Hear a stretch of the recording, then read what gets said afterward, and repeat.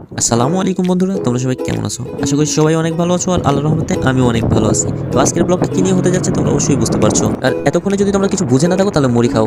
যেহেতু আমার বাড়ি নাটোর জেলায় সিংড়া থানায়, তো এটা হচ্ছে সেই বিখ্যাত একটা জায়গা আমাদের নাটোর জেলার মধ্যে চলন বিল, যেটা সবাই চিনে। তো দেখতেই পাচ্ছ কত সুন্দর। 1 ঘন্টা সেই বাইক রাইড করে এখন উঠে পড়েছি বাসে। তো মাঝখানে কিছু ভিডিওর অংশ স্কিপ করা হয়েছে।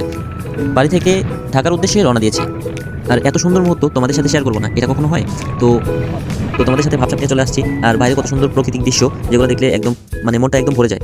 তো মাঝখানে কিছু অংশ স্কিপ করা হয়েছে এই কারণেই যে আমি তখন ঘুমাইছিলাম।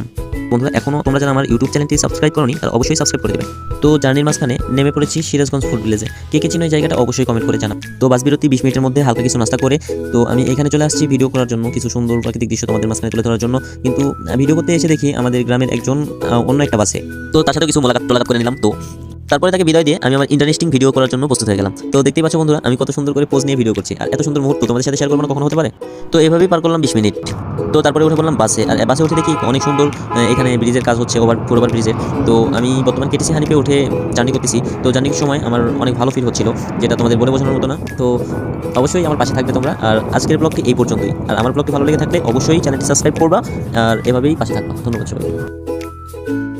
আসসালামু আলাইকুম বন্ধুরা, তোমরা সবাই কেমন আছো? আশা করি সবাই অনেক ভালো আছো আর আল্লাহর রহমতে আমিও অনেক ভালো আছি। তো আজকের ব্লগটা কি নিয়ে হতে যাচ্ছে তোমরা অবশ্যই বুঝতে পারছো। আর এতক্ষণে যদি তোমরা কিছু বুঝে না থাকো তাহলে মরি খাও।